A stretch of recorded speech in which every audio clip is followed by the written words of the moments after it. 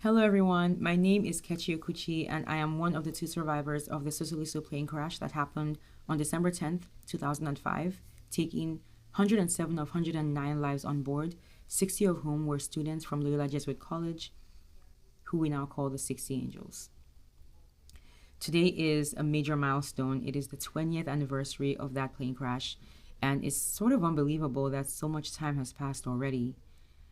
20 years is a big deal. I was 16 when it happened, and now I'm 36. So much life has happened from that day till this moment for all of us. But I feel like, every time this day rolls around, every one of us who was affected by that accident, we have this feeling of, at least I do, of just kind of it's like a grounding feeling where you're forced to kind of face the reality of mortality. The fact that, life is not promised, tomorrow is not promised, anything can happen and drastically change the course of your life. And it's just something that makes me very reflective. I feel like a lot of us can relate to that feeling. I really wanted to be in Nigeria for this day. I was in Nigeria for the 10-year anniversary. And so it just feels right to be in Nigeria in person for every, major milestone that commemorates this day. I was really sad when they had to cancel the event that, they were going to hold in LJC for this day. But understandably, safety is always paramount, and all the political unrest, it just, it makes sense that they had to cancel. But at least we have this, platform where we can all share our tributes. So I'm grateful for that too. Um, Honestly, yeah, I'm just very reflective today. I'm thinking about, I just always have to, I do a lot of speaking engagements, so I do have to tell the story of what happened that day, like all the time. But on this particular day, it's not really about the story, it's about the feeling that I had that day that I feel like, will never go away for the rest of my life. I remember everything that happened that day vividly, and I think I will forever.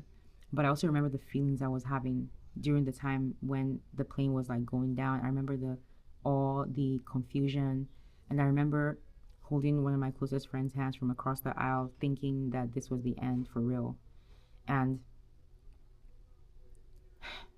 it's just one of those things that, like, every time I talk about it, I'm taken back to the moment, the feeling. A lot of life has happened since then, like I said. In the beginning, right after the accident, things were very hard. It was a very long recovery process. I remember the doctor said that burns are such an insult to the human body because of how it ravages the skin. And so, the injuries were very, very vast and deep, and took a long time to heal. But 20 years have passed, and so my memories are not only negative or painful anymore. I've had a lot of amazing experiences because I was able to have the second chance at life that most people on that plane were not able to. They were not afforded that. So I think because of that, one thing that I'll always carry with me is the loved ones that were left behind, the people that lost loved ones on that plane.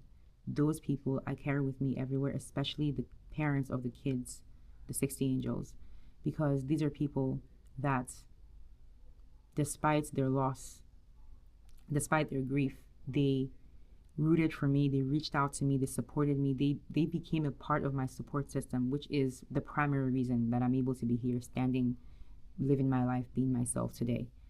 And they form a huge part of that because they made room for me in the middle of their grief.